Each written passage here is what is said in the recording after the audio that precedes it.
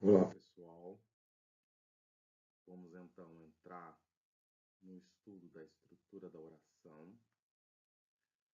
Eu gostaria de, num primeiro momento, que vocês pegassem o material do Henriquez, mais precisamente na página 15, que é o texto chamado Estrutura da Oração.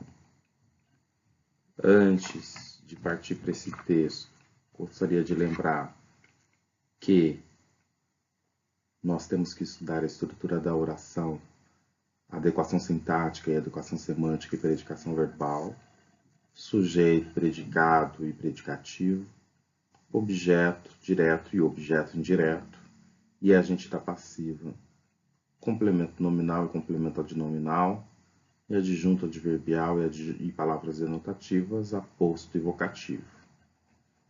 Para isso, nós temos algumas horas dedicadas a esse estudo. Por isso é muito importante que vocês estudem bem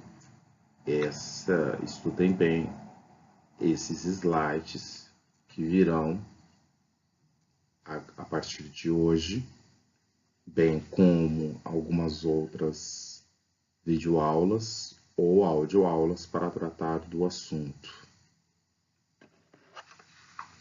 Então, a primeira parte dessas videoaulas vai ser tratada para a gente passar justamente da revisão para o estudo da estrutura da oração, introduzindo já algumas noções. Quero dizer para vocês que o tempo dedicado ao estudo é um tempo grande, é um tempo que exige um estudo dedicado. E que seria o tempo que vocês gastariam em sala de aula? Por exemplo, numa disciplina com 6 créditos, vocês teriam 2 horas no mínimo de aula, ou 4 horas no mínimo de aula, 2 horas de 2 turmas, 2 horas de aula em sala de aula, ou 4 horas em sala de aula. Então, é no mínimo esperável que vocês vão ter videoaulas ou audioaulas longas. Eu peço que vocês também façam anotações e tomem o tempo necessário para escutar e estudar o material. Não se esqueçam também de pegar o livro do Henriquez e os capítulos indicados ao longo dos áudios. É importante lembrar que a frase, a oração, ela tem uma estrutura. Ela tem uma estrutura formada por o quê? Por frases. E essas frases, de acordo com determinadas estruturas, dará origem a um texto. Essa frase, ela possui algumas partes: sujeito e o seu predicado. O predicado possui algumas partes, sendo elas principais o verbo e, propriamente, o complemento ou o objeto. Ok? O sujeito vai ter um nome como núcleo, um nome, ou mais de um nome. E o predicado vai ter como núcleo o verbo e também depois vai ter o predicativo, um complemento ou objetos, direto ou indireto. Essas frases amarradas entre si vão possibilitar formar um texto, mas um texto não é um amontoado de frases, são frases que têm conexões uma com as outras. Por isso, o papel dos pronomes relativos, os papéis dos pronomes, os papéis das conjunções e outras classes de palavras. Eu gostaria de que vocês, lá na página 15 do Henriquez, que é a introdução, é o texto introdutório da parte 2, estrutura da oração. O Henriquez vai dizer o seguinte, que, vamos ler lá, que o estudo da análise sintática é um dos pontos fundamentais na formação de quem se pretende um usuário competente de sua língua. Duas habilidades principais de uma pessoa culta repousam nas atividades de ler e de escrever, ações que podem caracterizar não só nossas carreiras profissionais, mas também nossa vida de cidadãos. Ou seja, para que você exerça bem sua cidadania, é fundamental uma leitura e uma escrita competente. Ler e escrever um texto é muito mais do que apenas compreender ou organizar palavras em frases e parágrafos. É algo que envolve um amplo mecanismo a partir do qual o pensamento e as pretensões comunicativas do autor se apresentam para a reflexão e avaliação do leitor. Como se constroem textos? Com palavras, com sintagmas, termos e orações. Elementos que mantêm entre si um relacionamento interno de concordância, de regência e de atribuição. E é fazendo um comentário justamente sobre a concordância, a regência, que nós iremos trabalhar além da colocação. Continuando a leitura. A análise sintática é uma análise das relações, exatamente das relações de concordância e de regência. Na estrutura da oração, nessa estrutura da oração, estudamos as relações que as palavras mantêm entre si. Essas relações são binárias. Muito importante aprender isso. São binárias. Sujeito-verbo, verbo-complemento, núcleo e adjunto. A tradicional prática de exercícios voltados para o reconhecimento da função sintática de um termo nem sempre garante o real objetivo de sua aplicação. Não se pode dizer qual é a função de um termo se não se encontrar o outro termo com o qual se relaciona. Ou seja, não se pode reconhecer que existe um objeto direto sem apresentar a prova, o verbo transitivo direto. Não se pode afirmar que determinado termo é agente da passiva sem o seu parceiro sintático seja revelado, o verbo na voz passiva. E assim sucessivamente, com todos os termos da oração, pois cada um deles só tem a classificação que tem porque possui uma relação com outro termo. E cada uma dessas relações é única, e por isso são 10 as orações, os termos da oração, 11 se contarmos o vocativo. Veja bem que aqui está em jogo algo que algumas pessoas perceberam já logo no primeiro semestre, de que a classe de algumas palavras muitas vezes é determinada pela posição que ela ocupa, da relação que ela estabelece com outras palavras dentro da frase. Isso é muito importante. A sintaxe tem duas parceiras especiais. Uma é a semântica, a ciência do significado. Afinal, o entendimento de uma frase depende de sua estrutura e das sutilezas que envolve a construção do sentido. Outra é a estilística, a ciência da expressividade, pois compete ao autor da frase fazer as escolhas sobre como será sua organização, a partir do repertório que a língua lhe oferece. Entretanto, para o estudo da sintaxe do português, há um pré-requisito. Sintaxe e morfologia são assuntos interligados. Ter um bom conhecimento acerca das classes de palavras é fundamental para entender a estrutura de uma oração e de seu período.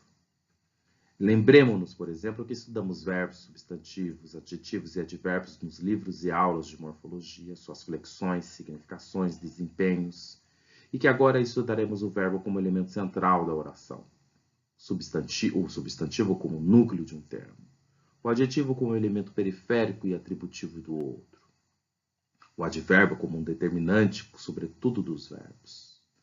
Veja, portanto, a importância de fazer uma revisão das classes de palavras, que é o que nós faremos nesses slides. Com isso, queremos enfatizar que o conteúdo aprendido nos estudos da morfologia precisa estar sedimentado para que se coloque para o que se coloca diante do estudante da sintaxe. Reiteramos, enfim, a convicção de que é a competência discursivo-textual que caracteriza o saber expressivo de que fala Eugênio Cossérios. Um texto deve ter uma adequação gramatical compatível com as pretensões e intuitos do seu autor, que, se assim julgar pertinente, procurará atingir o nível de exigência da linguagem padrão praticada por escrito pela comunidade culta em que se insere. Passemos, então, ao estudo de cada slide, que tem um comentário em cada um deles. Então, vamos aqui lembrar da primeira classe de palavra, não a principal, a classe dos substantivos. A classe dos substantivos é formada por uma classe de palavras variáveis, tanto em gênero masculino e feminino, quanto em número, plural e singular. E essa classe, o substantivo, ele nomeia os seres em geral, principalmente nessas primeiras categorias, que é de pessoa, por exemplo, Maria, José, de lugares e de animais, espécies de vegetais e instituições, o nome de instituições, por exemplo, Unipampa,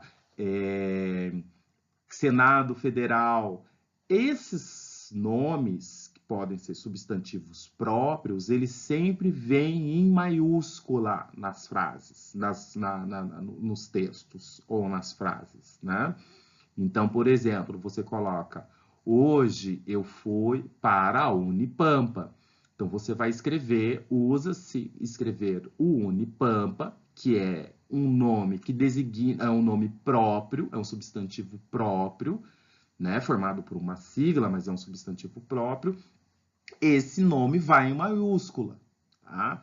Agora você diz: hoje eu fui à universidade. Universidade é um substantivo, nomeia uma instituição, igualmente, mas aí, no caso, é um substantivo comum, então não vai em maiúscula. Essas regrinhas são importantes de ortografia.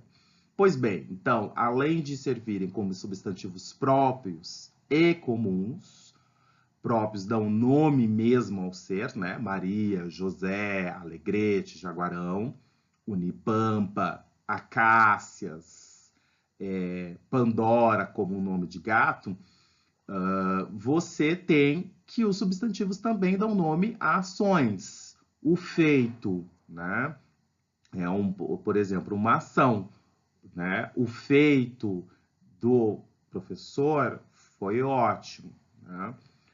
Status, espécie, representantes, noções, acontecimentos, fenômenos, etc., são todos substantivos. Veja que você pode colocar, inclusive, o artigo em vários deles. A Maria, o José, o Alegrete, o Jaguarão, o Santana ou a Santana de Livramento, o Brasil, o gato, a árvore, o fórum, o feito, o ânimo, o canino, o deputado ou a deputada, o significante, ou a teoria, né?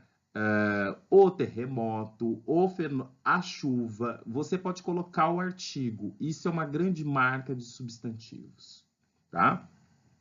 Na oração, né, a gente pode entender por enquanto frase, o substantivo ele pode ser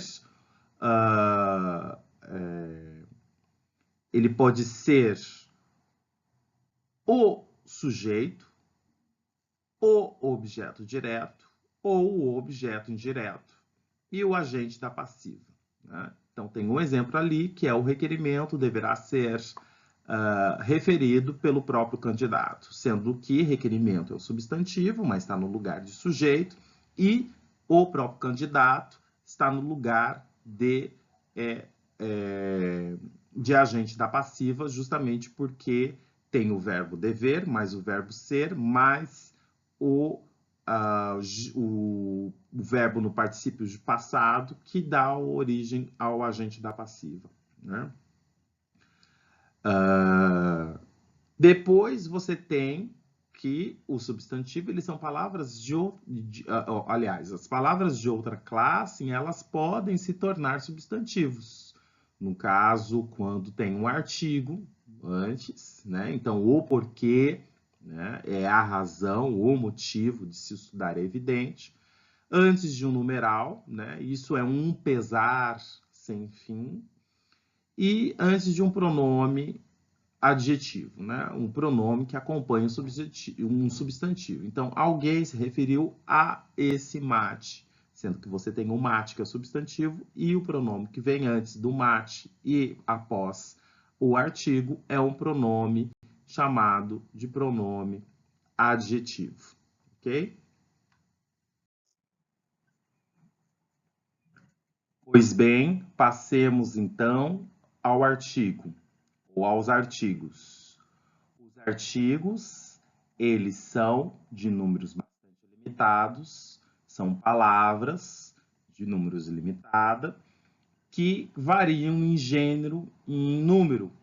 E essas palavrinhas, elas se antepõem, elas vêm antes, sobretudo de substantivo, ou seja, para identificar essa outra palavra a qual ela está anteposta, de forma definida ou indefinida, como um ser de uma determinada classe ou espécie. Normalmente vai ser, então, um substantivo. Ele vai determinar ou indeterminar o substantivo. Os artigos são de 4 números, né? São em 4 tipos. O feminino a, o masculino o masculino um e o feminino uma. E eles vão para o plural também. Então, tem as, os, uns e umas. Tem uma regrinha de crase aqui. A crase, ela é dada, que é esse acento ao contrário, no A, ela é dada na união do artigo com uma preposição. Então, é o artigo feminino e uma preposição a, que é dado normalmente pela regência de algum verbo. Assistir a, né, as novelas. Então, as pacientes, melhor dizendo, né? Ou não, as novelas sim. Assistir às novelas, né? Então, vai, no caso aí, tanto a palavra vai para o plural, como essa contração do artigo feminino com a preposição feminina. Se for masculino, ou seja, se for o artigo o mais a preposição a, então vai dar ao, né?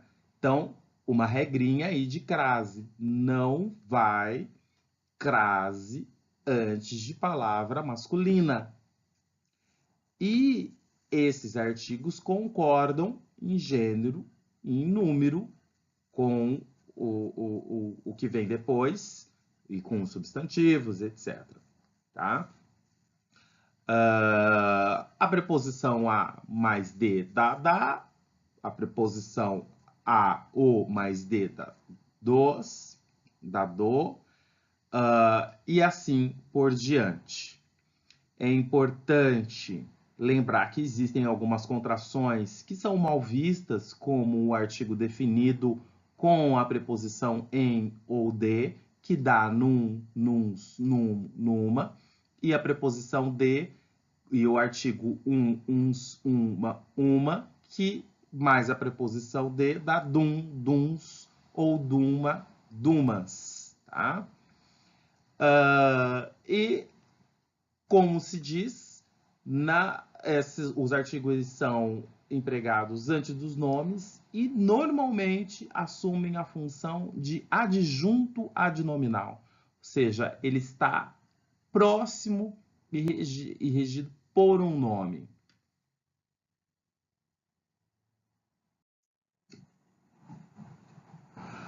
A classe dos adjetivos. né? O adjetivo, ele é um elemento periférico ou atributivo de um outro elemento.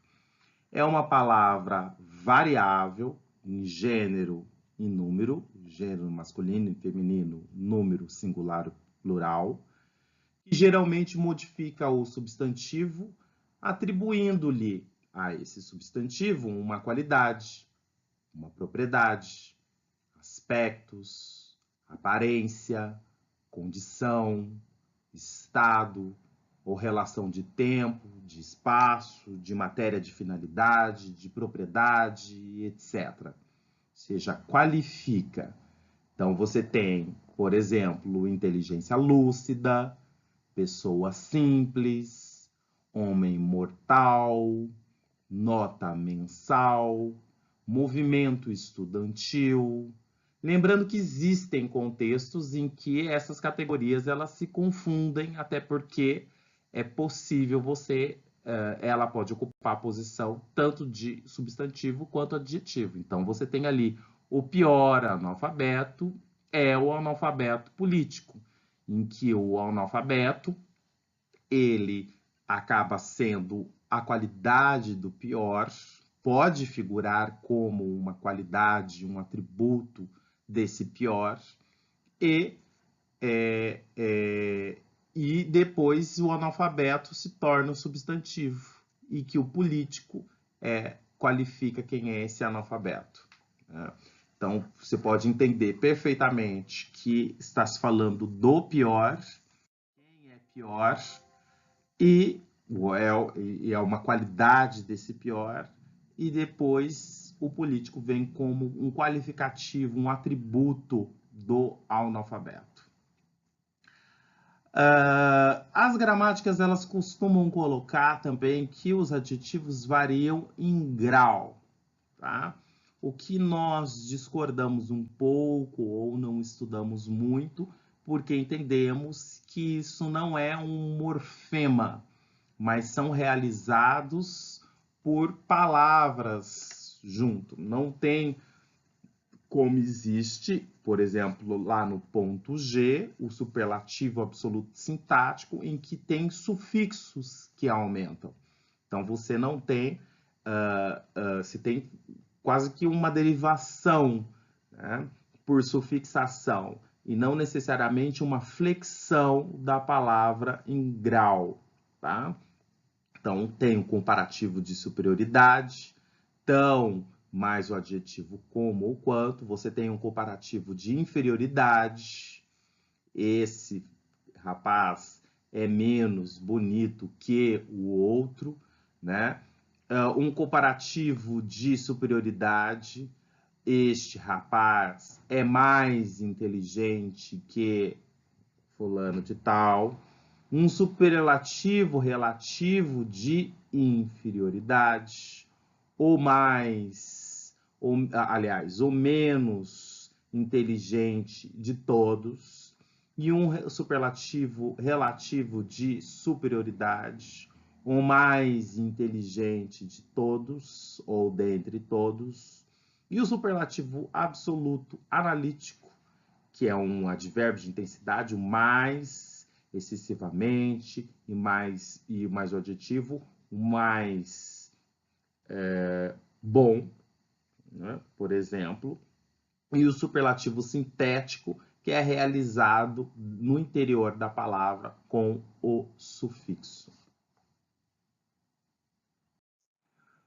Temos também os numerais. Os numerais são palavras que têm uma função de quantificação, né, com valor definido. Então, eles são de 5 tipos. Existem os numerais cardinais, que são invariáveis, né, a partir, embora tenha variação nos 2 primeiros números, 1, 1, 2, 2, 3, 4, 5 e segue em diante sem variação. Temos os ordinais, que são variáveis, primeiro, primeira, segundo, segunda, terceiro, terceira, décimo, décima, centésimo, centésima, vigésimo, milésimo e assim por diante. Tem os multiplicativos, que são invariáveis e equivalente a substantivos. Então, duplo, dupla, triplo, quádruplo, né? Embora você tenha duplo, dupla, triplo e tripla já fica complicado. Quádruplo, quádrupla também já fica complicado. Os fracionários, que são invariáveis, 1/3, 3,5 kg, esses são invariáveis, né? E assim por diante. E os coletivos, que são variáveis em relação a número, né? Década, décadas, século, séculos, milênio, milênios, etc.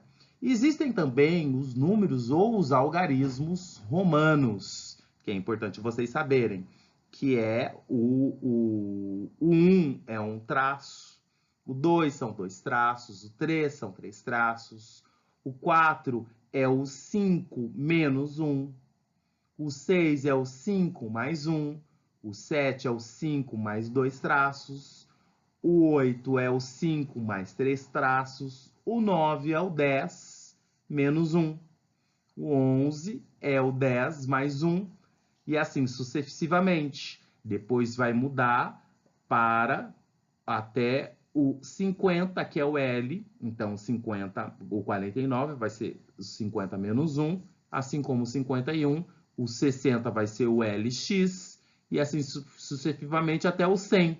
O 100 é o C, então se você quiser fazer 90, é o C, é o X e o C, né? E assim sucessivamente até o 500 e até o 1000, e assim sucessivamente. Esses números já são suficientes para que vocês tenham uma boa noção dos números romanos, tá?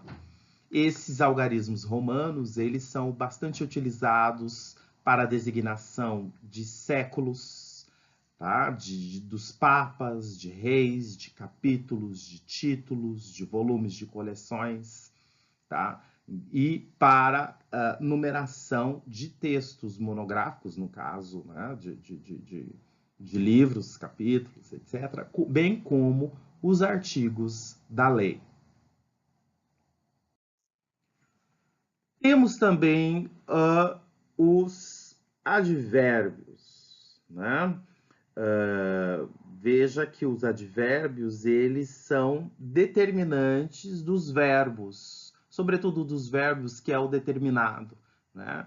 Ou você pode ter, por exemplo, um adjetivo determinando o sentido de toda a frase. Então, você pode ter maravilhosamente, ela disse que o ama, né?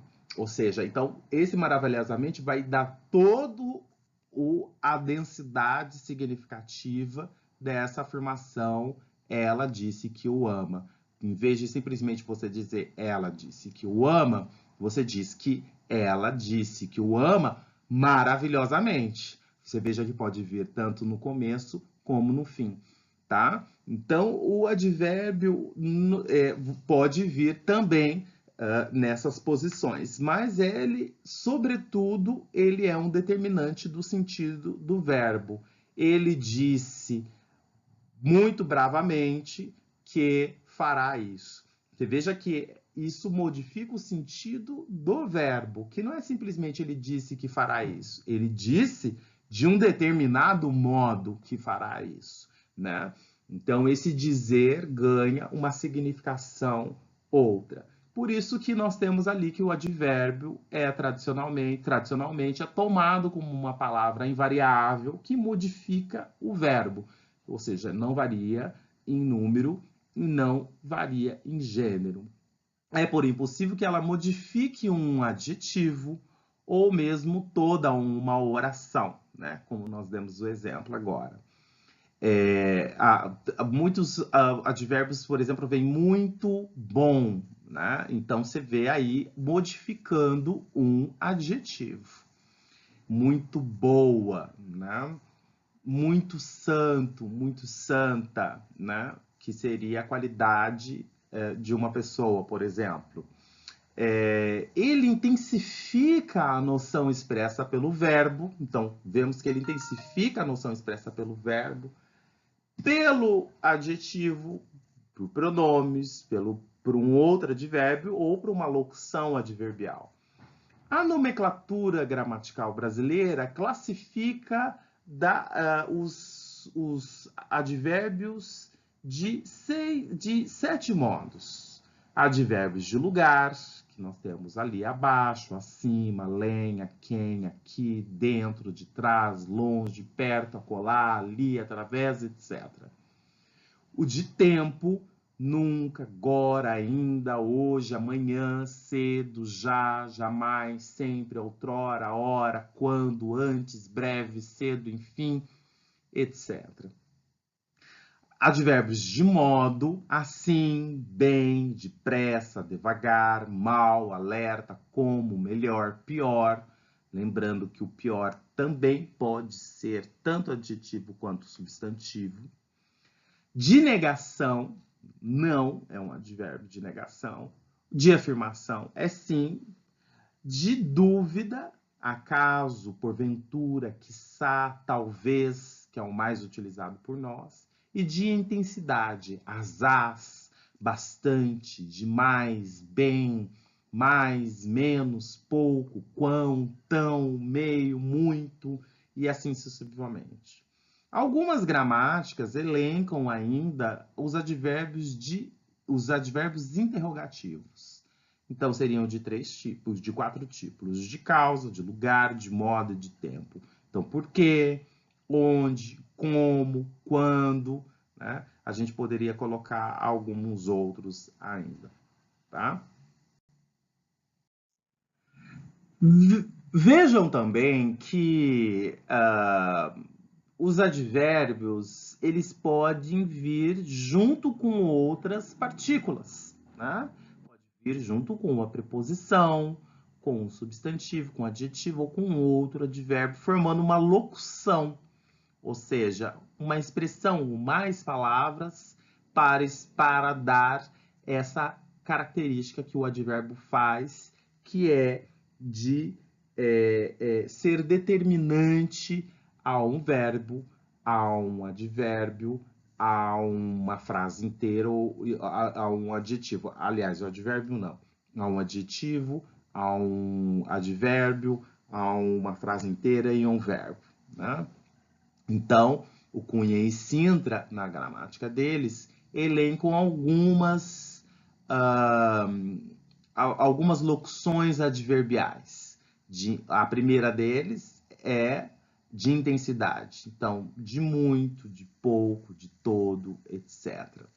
De lugar, à direita, à esquerda, à distância, ao lado, de dentro, de cima, de longe, de perto, em cima, para dentro, para onde, para ali, por aqui, por dentro, por fora, por onde, por perto, dentre outras. Uma locução adverbial de modo à toa, à vontade, ao contrário, ao léu, às vezes, às claras, às direitas, às pressas, com gosto, com amor, de bom grado, de cor, de má vontade de regra, em geral, em silêncio, em vão, gota a gota, passo a passo, por acaso, dentre outras.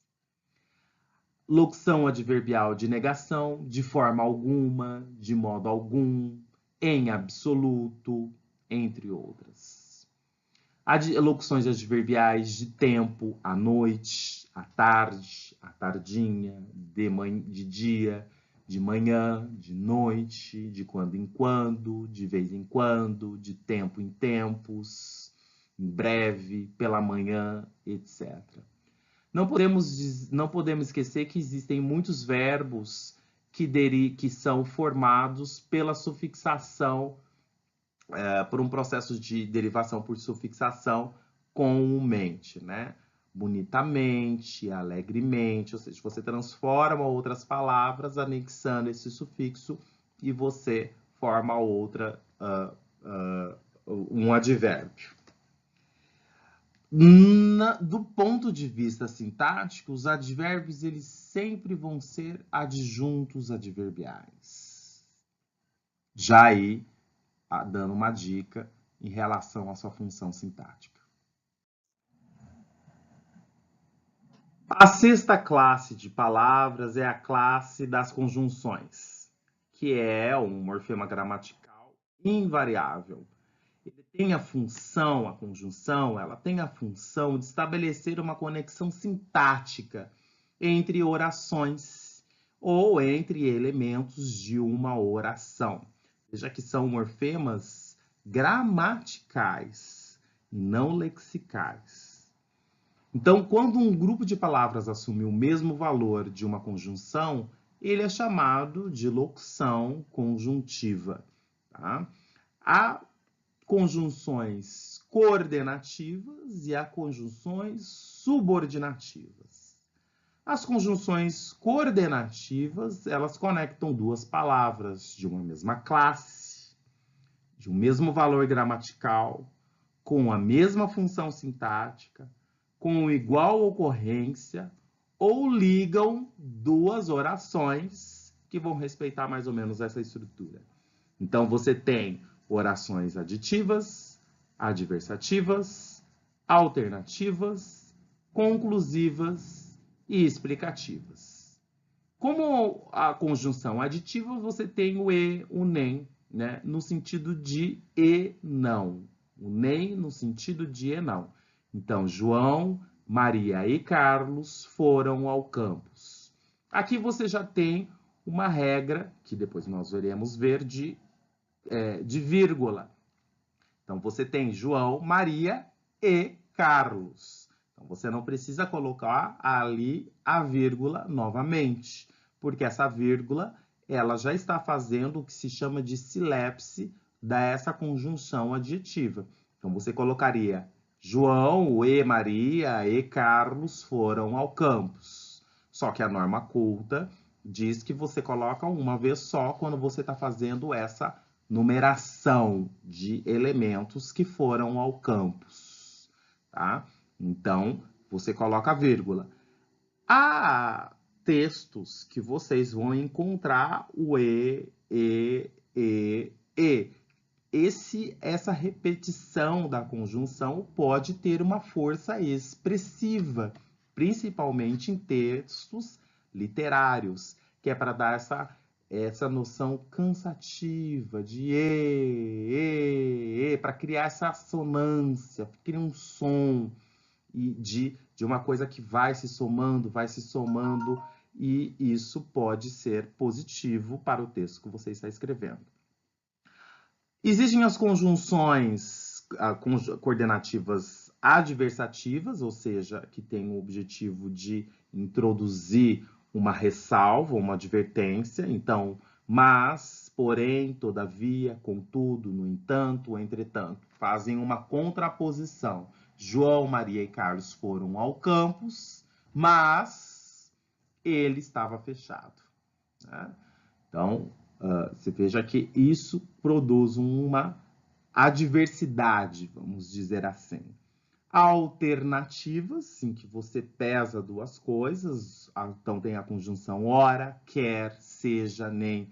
Seria ora, ora, quer, quer, seja e nem.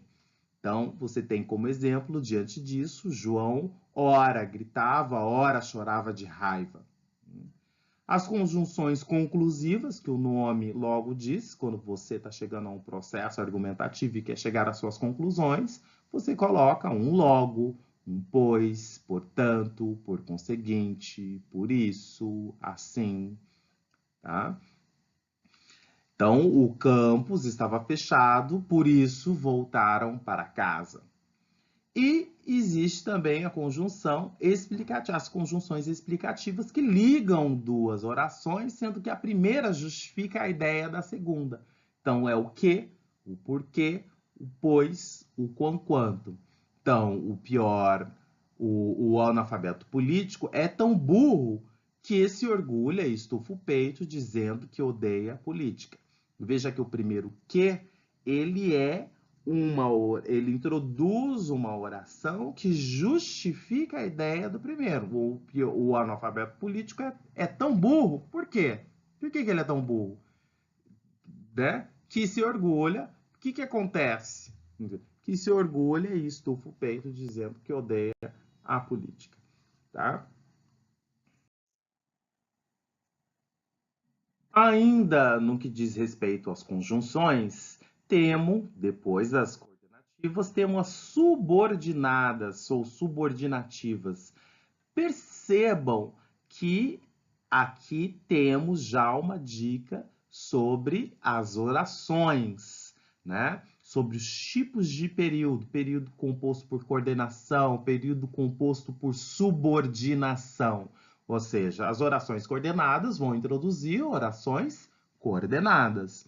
As orações subordinadas vão introduzir orações subordinadas. Né? Então, tem as conjunções subordinativas, né?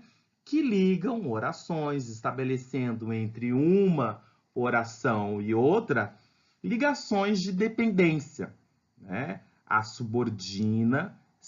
subordinada sempre assume a função de sujeito, de complemento, de aposto, de predicativo ou adjunto em relação à oração principal.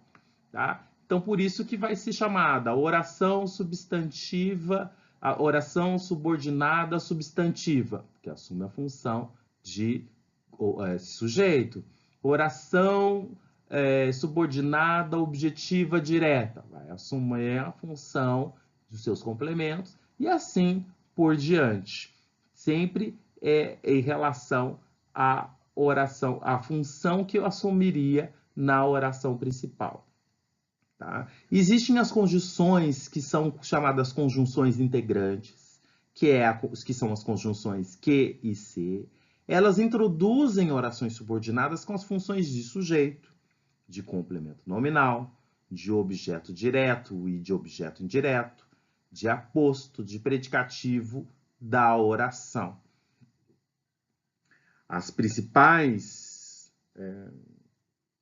As demais orações, as demais conjunções, elas iniciam orações com a função de adjunto adverbial, ou seja, vai assumir aquela função de modificadora, né, que é do advérbio, própria do advérbio ou das locuções adverbiais. Então vejam bem que a oração, que as conjunções que e se, que são chamadas de integrantes, elas introduzem a função de sujeito, de complemento nominal, de objeto direto, de objeto indireto, de aposto e de predicativo da oração.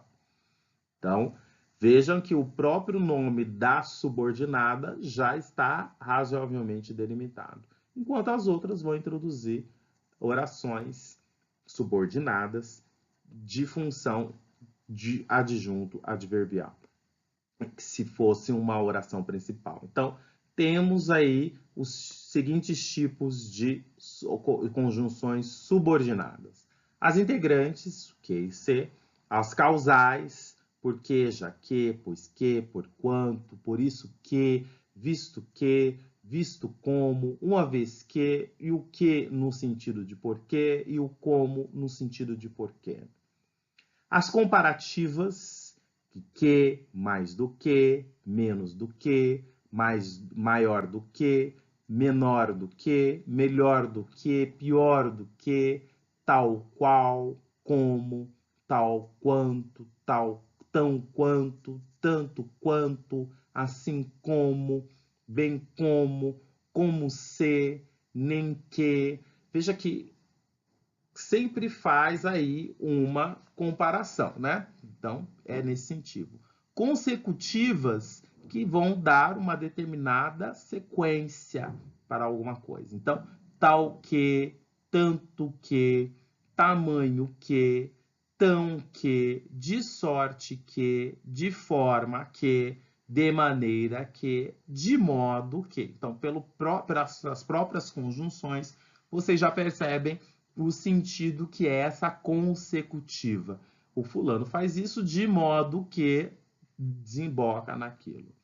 Concessivas, elas indicam uma oração, admitem um fato contrário ao que está na oração principal, né? Mas que se é incapaz de impedir a esse fato, né? Embora, ainda que, menos que, se bem que, posto que, conquanto, bem que, por mais que, por menos que, apesar de que, nem que, né? Então, eu queria que as aulas de gramática fossem mais fáceis e menos duradouras, muito embora isso seja impossível, né? Então, isso se é incapaz de impedir o fato de que as aulas de gramática elas vão ser, sim, muitas vezes cansativas, duradouras e parece que nunca terminam. Condicionais.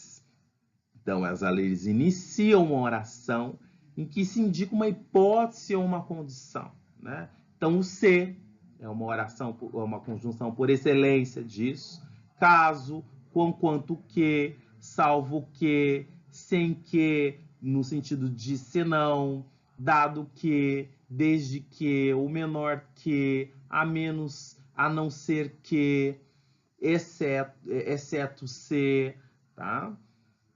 Tem as orações, tem também as conjunções conformativas, que elas iniciam orações que imprimem uma conformidade, como o próprio nome diz, que se conforma em relação ao pensamento expresso na oração principal.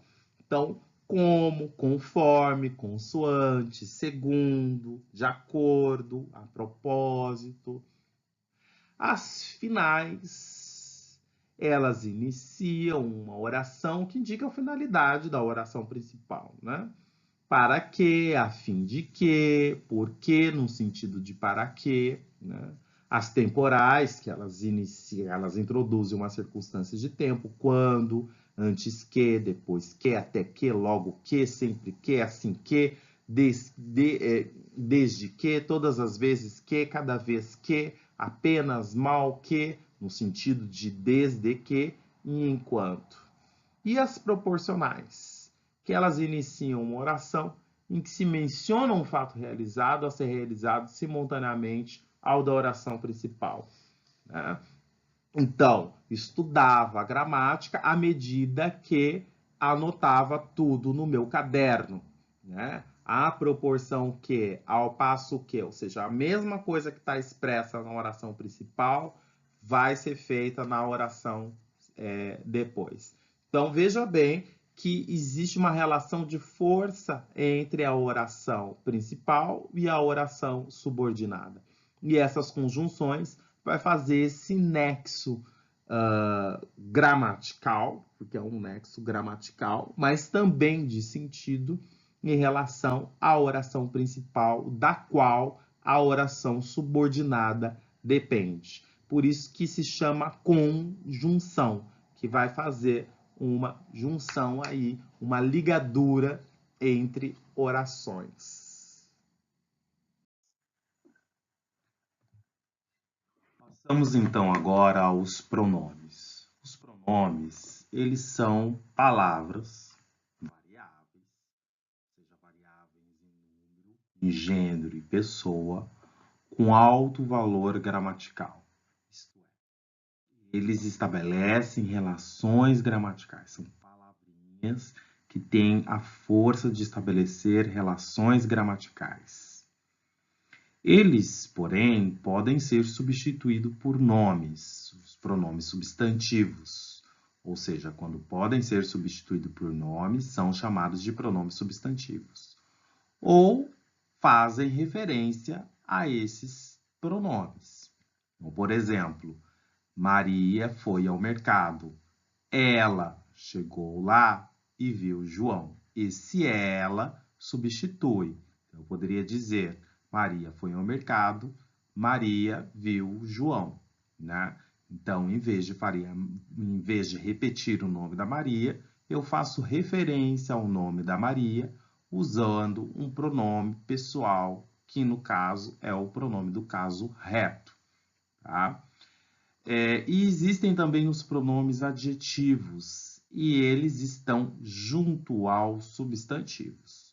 Os pronomes, eles são divididos em 8 tipos. Os pronomes pessoais, que são divididos em pronomes retos, que são os mais conhecidos, que são eu, tu, ele, ela, nós, vós, eles, elas.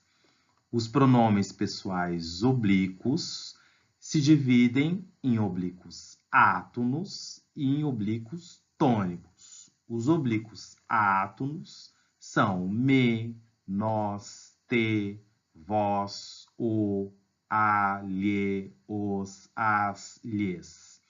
Veja que tem a flexão de singular e plural, correspondendo ao número e pessoa.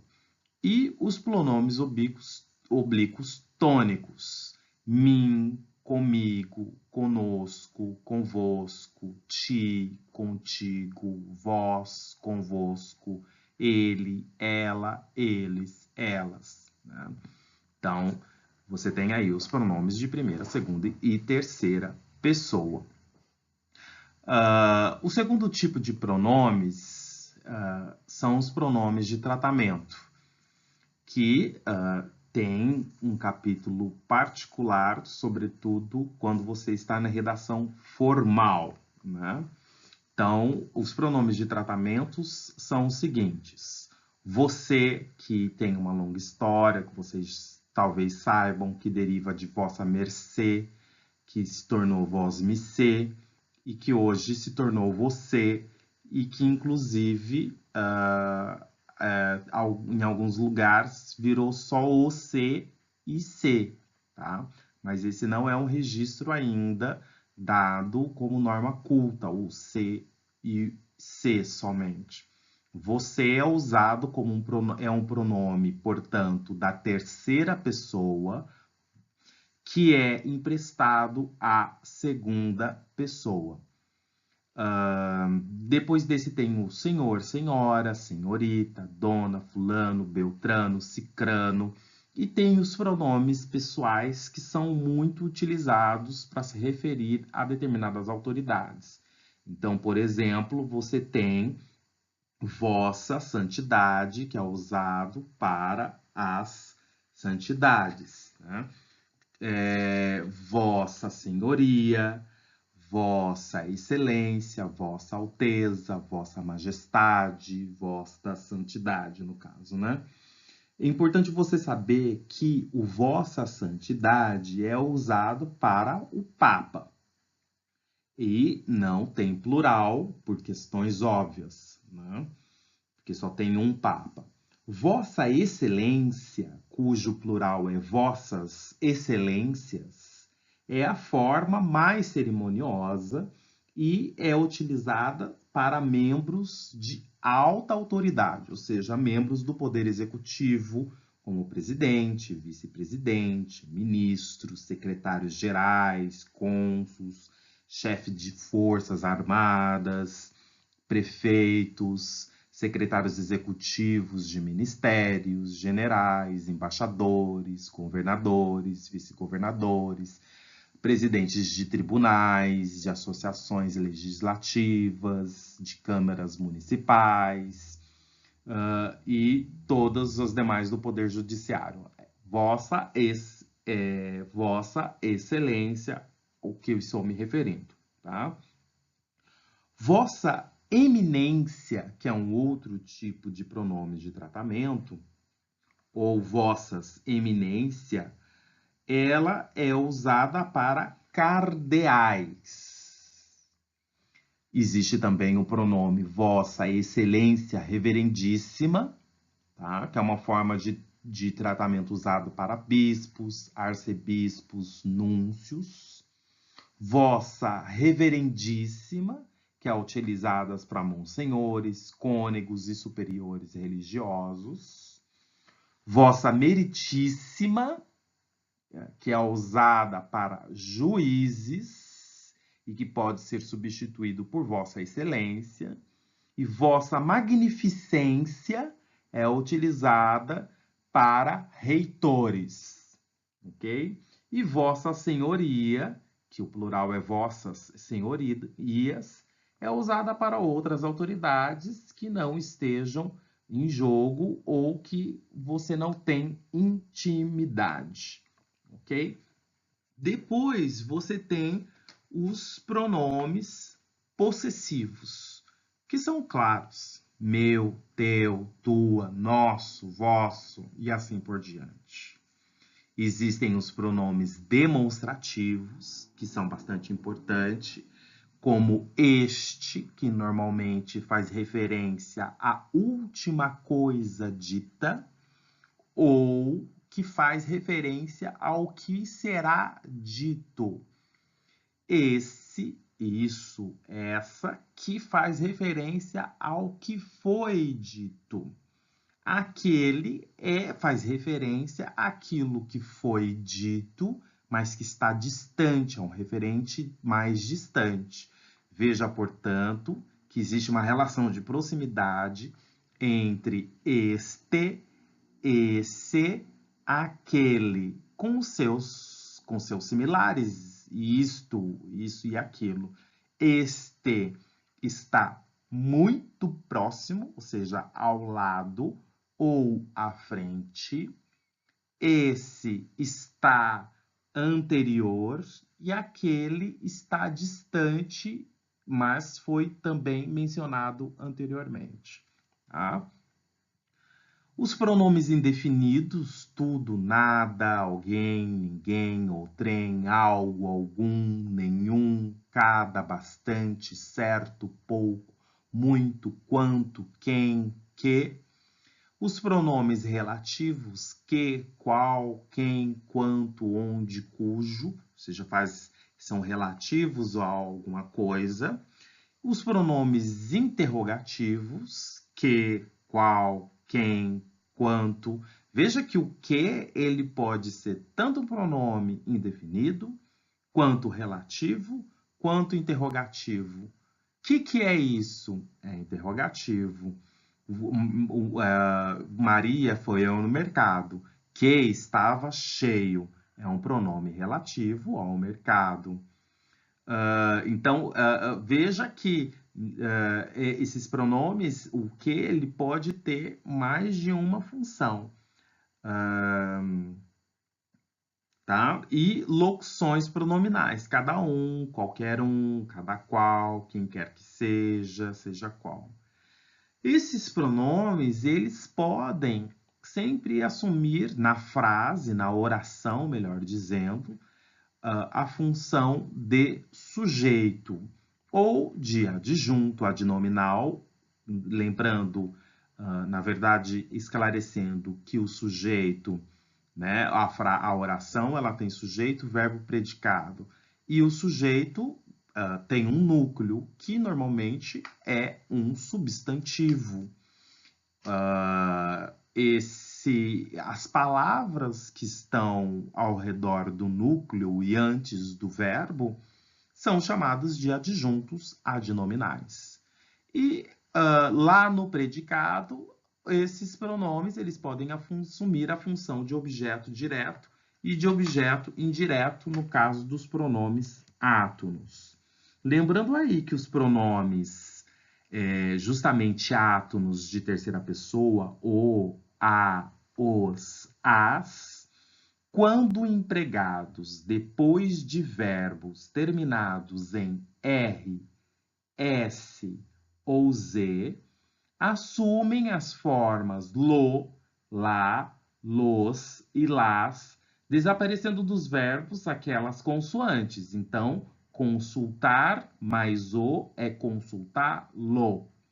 Auxiliamos mais as é auxiliamo-las.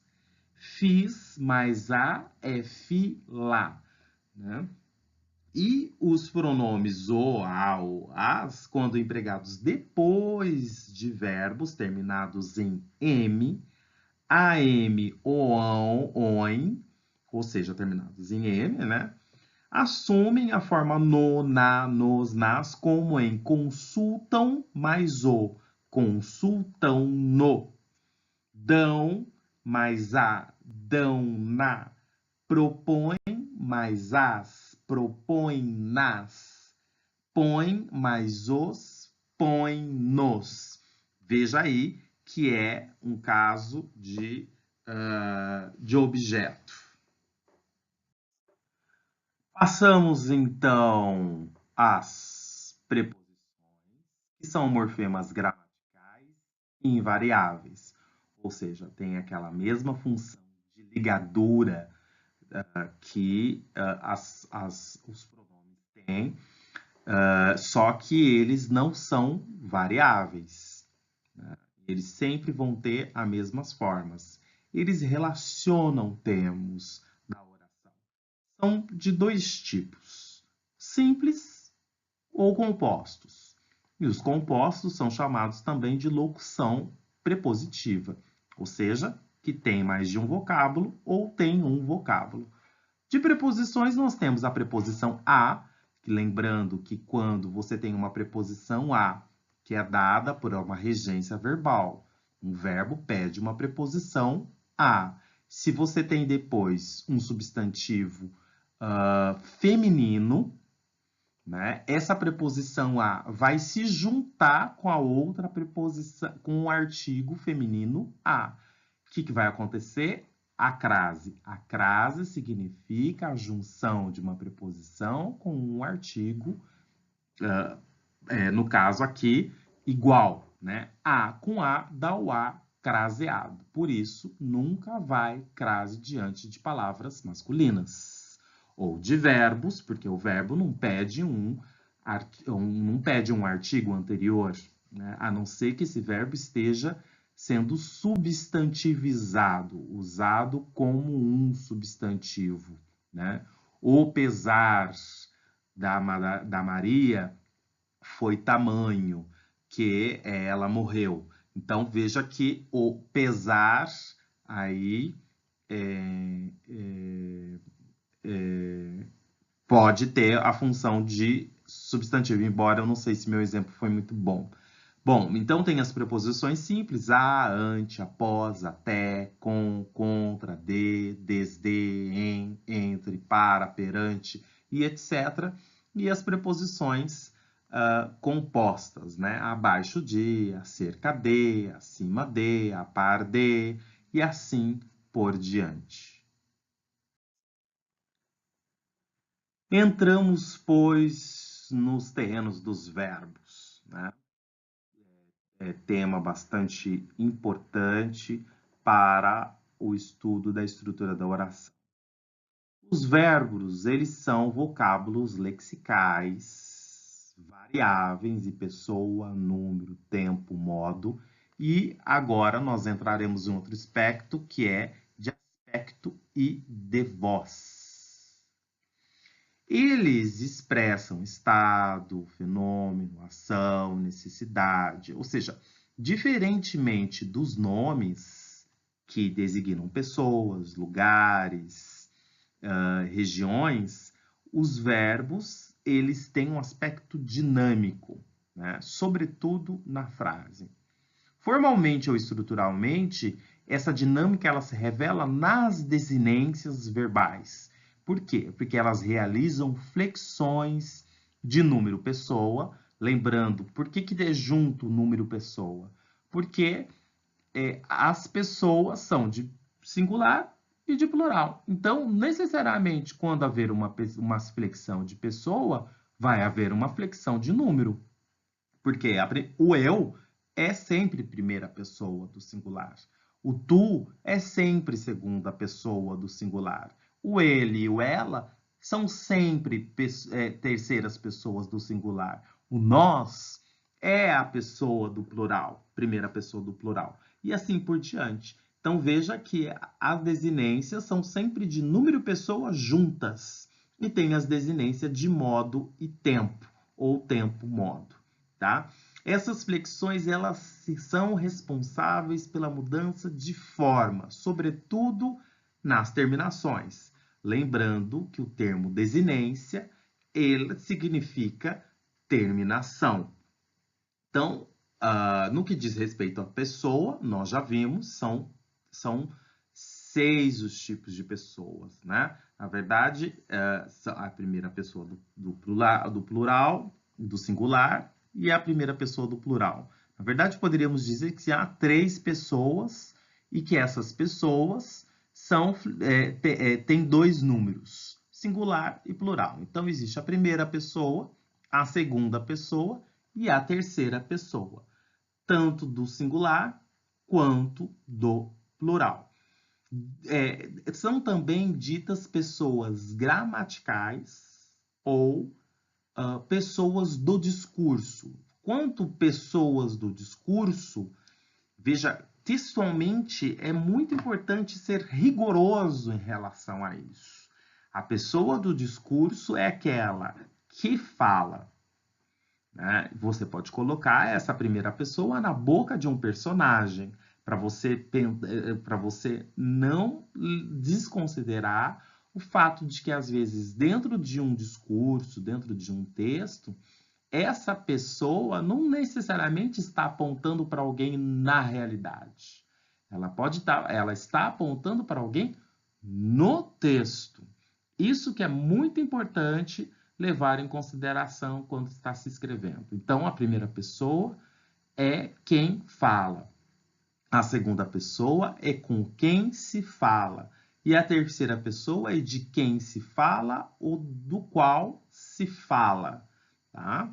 Então, aí que a gente vai entender determinadas formas, né? Por que o sua é o dela, né? Por exemplo, dele ou dela. Tá?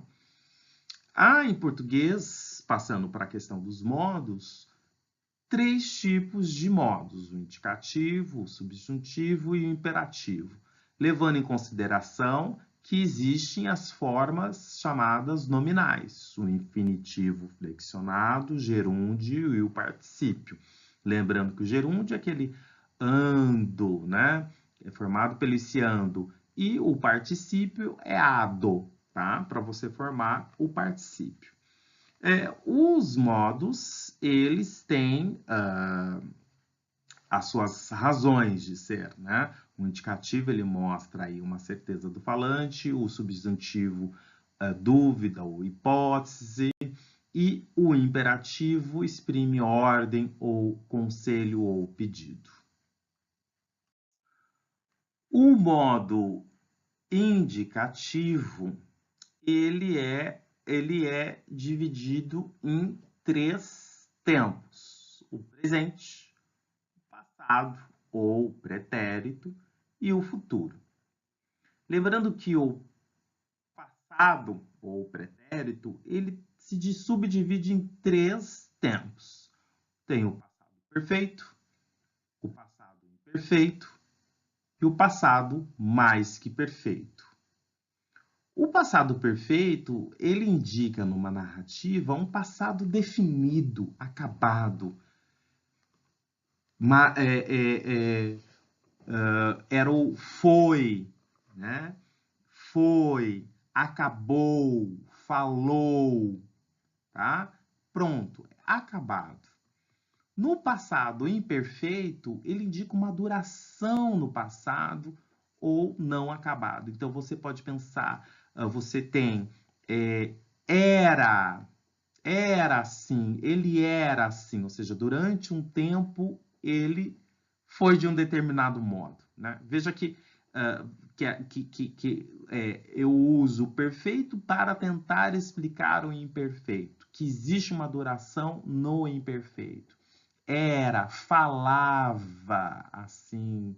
Eu estava conversando ontem com a fulana e ela falava, ela ria, ela chorava sobre a aula de português.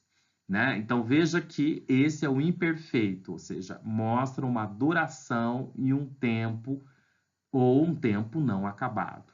E o passado mais que perfeito remete a um tempo remoto, anterior a uma ação passada, né? Então, são formas que nós não usamos na forma analítica, que é eu estava com a Maria, o ano passado eu estava com a Maria e ela falara sobre as aulas de português, né? Ou seja, lá no ano passado, ela falara. No ano passado, ela falou melhor das aulas de português. E agora ela é professora de português, né? Então veja que o passado mais que perfeito remete a um passado remoto, anterior a uma ação passada. E temos o futuro. O futuro se divide em dois tipos. O futuro do presente, ele irá, né? Que é o simples, e o futuro do pretérito, ele iria, ou seja, ele iria, eu iria fazer tal coisa se você não estivesse me atrapalhado. Ou seja, é um anúncio de um futuro possível.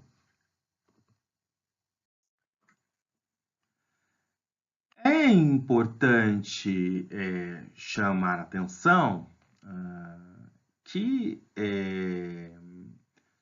os verbos eles têm formas sintéticas, que a gente pode chamar, ou seja, um vocábulo só para expressar o tempo, ou formas analíticas, que são dois verbos para expressar o tempo, tá? E isso para diversos exemplos. Então, eu falava no pretérito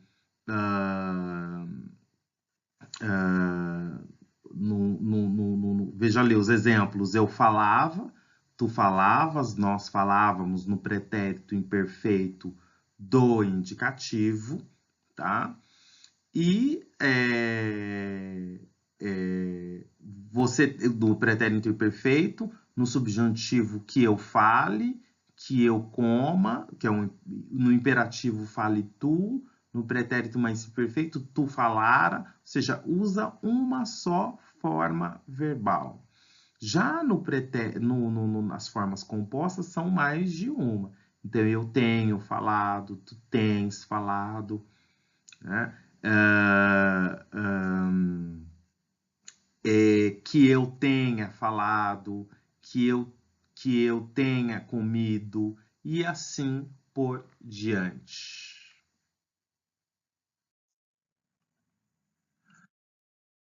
É importante entrar em pauta a questão do aspecto e da voz, ponto que nós não tínhamos trabalhado antes e que é importante que vocês comecem a ter uma noção sobre isso.